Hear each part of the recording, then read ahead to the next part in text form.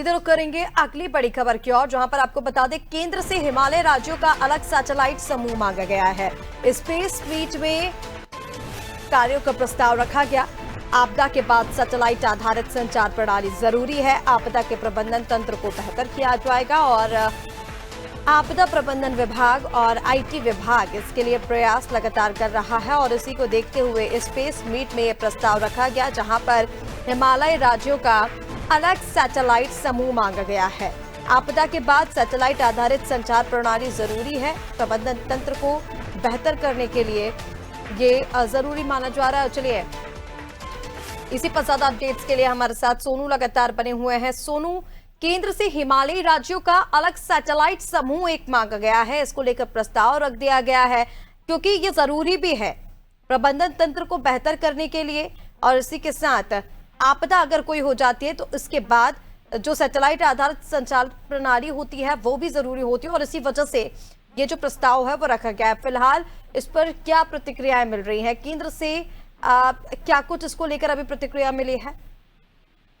देखिए ऋषिका, ये उम्मीद की जा रही है कि राज्य की तरफ से जो अनुरोध किया गया है, खास तौर से पूरे हिमालयी बेल्ट के जो राज्य हैं, पर्वतीय राज्य हैं, इन सभी में जो सैटेलाइट व्यवस्था है उसका जो समूह है उसको एक अलग से खास तौर से पर्वतीय राज्यों के लिए ही कर दिया जाए।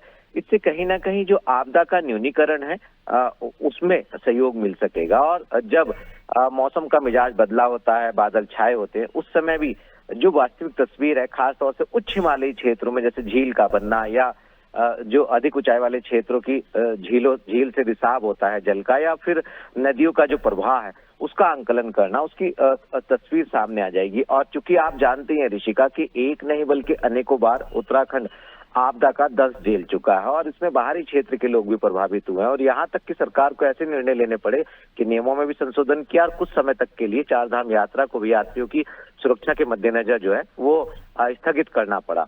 बावजूद इसके अब ये प्रयास किए जा रहे हैं, आईटी विभाग है, आपदा प्रबंधन तंत्र है, कि जो सैटेलाइट व्यवस्था है, जो सैटेलाइट आधारित नेटवर्क है, राहत और बचाव कार्यों में इससे आसानी हो सकेगी। इसको और अलग से इस क्षेत्र के लिए इसको दे दिया जाए, क्योंकि ये केंद्र का विषय है।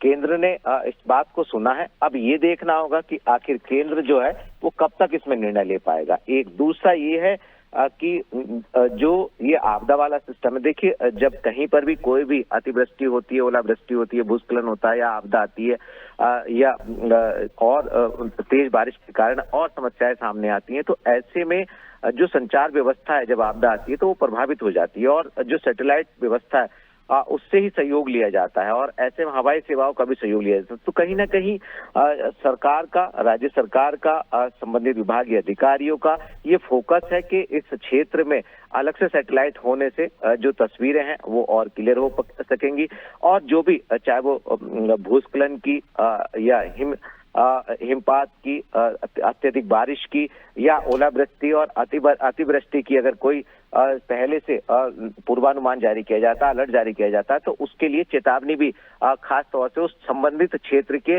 लोगों की सुरक्षा के लिहाज से उनको दी जा सकेगी सैटेलाइट के हेल्प से। तो कहीं ना कहीं बहुत महत्वपूर्ण पहलू है ऋषिका। उम्मीदें की जा रही कि जो अनुरोध केंद्र से किया गया है, आने वाले समय में केंद्र इस पर गंभीरता से निर्णय लेगा और जो मांग की गई इस मांग को पूरी तरह से स्वीकार कर अपनी स्वीकृति प्रदान करेगा। बिल्कुल सोनू, तमाम जानकारी के लिए बहुत शुक्रिया आपका। अब देखिए उम्मीद यही की जा रही है कि जो प्रस्ताव रखा गया है उस पर जल्द ही मंजूरी मिले। जितने भी हिमालय राज्य हैं वहां पर एक अलग सैटेलाइट समूह देने की बात की गई है। स्पेस मीट में इस प्रस्ताव को रखा आपदा के बाद, क्योंकि सैटेलाइट आधारित संचार प्रणाली जरूरी है, इसलिए ये प्रस्ताव केंद्र के सामने रखा गया है कि जितने भी हिमालयी राज्य हैं जहां पर आपदा का खतरा बना रहता है वहां पर एक अलग से सैटेलाइट समूह की व्यवस्था कर दी जाए।